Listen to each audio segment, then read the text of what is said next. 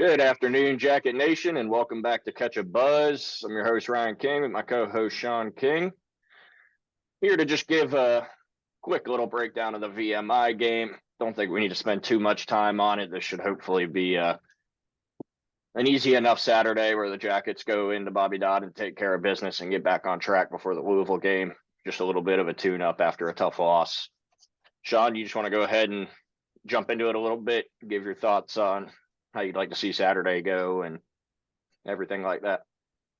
Yeah, so I mean, this game's not really a game where you're really looking at, obviously you want your defense to perform well. You expect them to perform well. Really, it's about the offense. After watching that Syracuse game, seeing some flat spots in the run game, having struggles against that three-man front, I think it's big for Key this week. You need to coach your guys up. Five-man front, four-man, three-man, stack box. You need to be able to run, at will. And you need to be scheming your guys up because you're probably going to see everything this year. You probably definitely going to see a three-man front after last week and what Syracuse is able to do to stop our run game. I think just over 100 yards going into the game. We were averaging over 200 now. It took a pretty big hit. I think we're down to 175 a game now.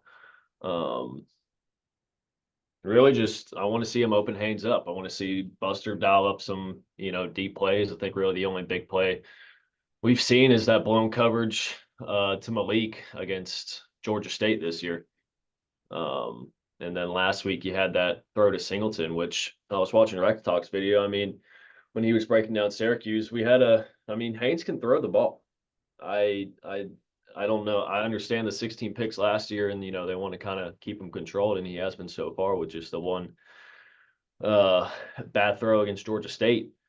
But other than that, just take shots. Haynes has an arm. You got receivers on the outside, and Singleton, Malik, and Malik. I don't know if he's going to be good. I think he said most all injuries are going to be game time decisions. So, I just want to find ways to pass the ball. So anything you can do to open them up. You just can't afford another Syracuse.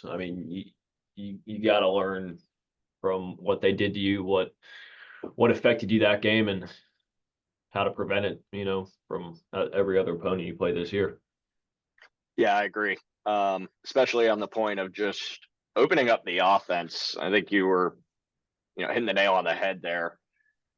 It's been pretty inexplicable to us as Tech fans, I think, as to why Haynes feels like he's kind of just been on a leash and they're not letting him go out there and sling the ball around. It's one thing in that Florida State game where you're just dominating them in the trenches and you're running all over them. Georgia State, it's a bit of an inferior opponent. You're able to do more of the same. But then in Syracuse, when they come out and they start stuffing your run game, it seems like the perfect time. And I know that we've discussed this already, but they're running that soft zone.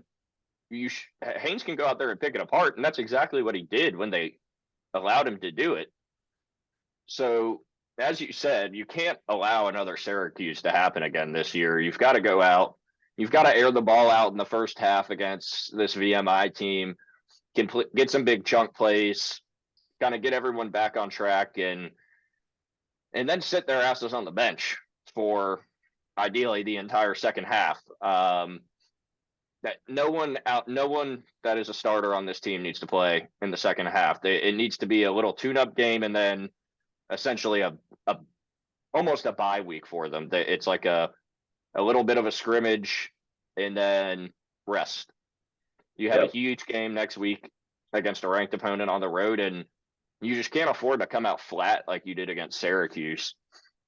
You have to be coming out firing on all cylinders because they've got a bye week after only 2 games to prepare for Tech. So I think it's very important that you open it up a little in the past game against VMI, but unfortunately, to me, it feels like a game where you almost don't want to open it up too much once again because you just shouldn't really need to. If you were going to do it, it should have been last weekend, but we still didn't do it for whatever reason. I think that you were right about them being worried about the interceptions and kind of wanted to keep Haynes under control. But at a certain point, that's just not an excuse when you know that he can go out there and make plays. It There's no doesn't make sense to excuse be that anymore. careful. It You're already 3 games into the arguably cost season. you a game.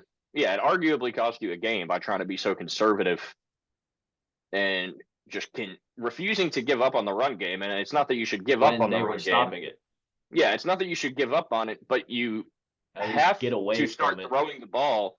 You have to start throwing the ball in order to reestablish the run. Yep. They never did that until, I think it was the last drive of the first half. And then, as we said in our last video, and it was too little too late on the last couple drives of the game there. So there's really no excuse for the way that was handled, in my opinion. And you have to, it's got to change. You can't play another game like that, because all it does is get tougher from here on out after this week. So anything that Syracuse did, pretty much every other team on our schedule can probably do it better. So Agreed. Especially without, I mean, their linebacker stepped up, but I mean, they did that without their best player on their defense. Yep. But like you Yeah, said, it's more of looking forward to Louisville next week. We should be able to take care of business and have Zach Pyron in the entire second half. I think that's exactly how it should be. And these games are important for that reason, that your backups are able to get actual game reps that they're probably not going to get in most other games on your schedule. So you're able to learn a lot about your team, even if it's against somebody that's not of, ACC, SEC, that type of caliber player. It's still college football, and they're getting real game reps, which is very important. And with Pyron, I think you have the benefit of him having to step in and make a couple starts in his career, and you've seen him make big plays, especially against that Virginia Tech game. But it's across the board. It's everybody that doesn't really see the field all that much. It allows them just to stay ready. And for those guys, I also think it's just a bit of a morale boost. Also, if you're working your ass off all week in practice, but you never see the field when it comes to game time, these are the games where you're able to get out there and show what you can do a little bit, and kind of prove that your work is paying off. So I think these games are very important. They're not, it's not just some throwaway game on the schedule that's just a free win. There's plenty of reasons that you need to go out there and give it 100%, which I think the guys are going to do. I mean, if I'm being 100% honest, maybe they're not giving 100% because they probably know deep down, even if it's a subconscious thing, that they don't need to go out there and do anything super spectacular 100%. to walk out with an easy win, and they're not going to do anything to, work so hard that they're hurting themselves for VMI. I'm sure that they have their eyes ahead a little bit. As I think Rec Talk has said before, I'm not a coach, so I'm not going to get on here and blow smoke up anybody's hind end and say that players are they're all going to get 100%, but I mean, they're a little bit too is, you see all these teams like Auburn week 1 and Arkansas, and Arkansas is an exception because they actually played Oklahoma State well. But just teams like that who blew them out 70-0, 80-0. I mean, and Auburn goes and loses to Cal. So it's like you gotta, if they're doing that, you better go out and win, at least put up 50 in this first half. I mean, there's just no exception, and you need to go out and prove, the voters wrong, and hopefully start getting some votes again. If you do come back and beat Louisville and you're sitting at a 4-1. And I think that will be the case. I think that if you go into Louisville, you come out of there with a win, you're going to start getting back on people's radar towards getting ranked. And the thing is, I don't think the only rankings that really matter, the college football rankings, are, they don't come out until November, I don't think, or something like that, early November. So you're probably going to be 9 games in by the time those come out. So you have plenty of time to get everything back on track. And once that point of the season hits, be in the spot that you probably wanted to be in at the start of the season. So this is just going to be the first step towards getting back to where you want to be after a bit of a letdown last weekend. I have I'm I'm very interested to see what Syracuse is going to do the rest of the year. Just That's what I was about to specifically say their when you were offense. finished. I mean, it just depends on what we see Syracuse do the rest of the season and how this loss, plays out. Yeah, I think that's something that weighs a lot as well. I mean, if Syracuse comes out and they kind of have a history of starting out seasons very hot and then collapsing towards the end. I don't know if this will be another one of Yes. those, but it would definitely work well for Tech if they had another one of those years where they start out 6-7-0 and all of a sudden that 3-point loss doesn't look too shabby. I On mean, the road. trust me, I would love Syracuse to lose every single game the rest of the season because of, their classless coach, but also that would look bad on us. And, I guess I'd rather them play well to make our loss look better. Yeah, 100%. Yeah, it's going to be interesting. As much as I would love to be fired up for a game day, this is just always going to be one of those where it's a little, kind of feels like the spring game almost, like Yeah, that like one level of more week. excitement. Yeah, you're, especially as a fan, I feel like you're very much looking forward to next week and that massive test we're going to be facing up there at Louisville. So, Well, the fans better not skip a week at Bobby Dodd. They better be packed. nope, I'm glad you brought that up. That was something that I wanted to talk about again. It's a game that, listen, it's a fun game to go to bring your family. You know that Tech should really cruise to a win. It's not a night game. It's at 3:30. So you're not going to be getting out of there too late.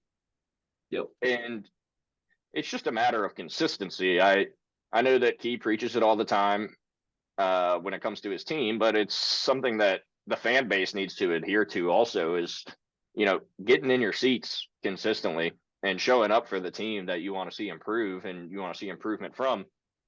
I'll tell you, it'll motivate them a lot more if they're coming out and playing in front of a packed house every single week. So that's something that'll, of course, be a work in progress. And it does come down to the team at the end of the day because fans will show up for a winning product on the field, but you could certainly help them get there by showing up. And, this weekend isn't any sort of exception. There's only so many home games that you get each year.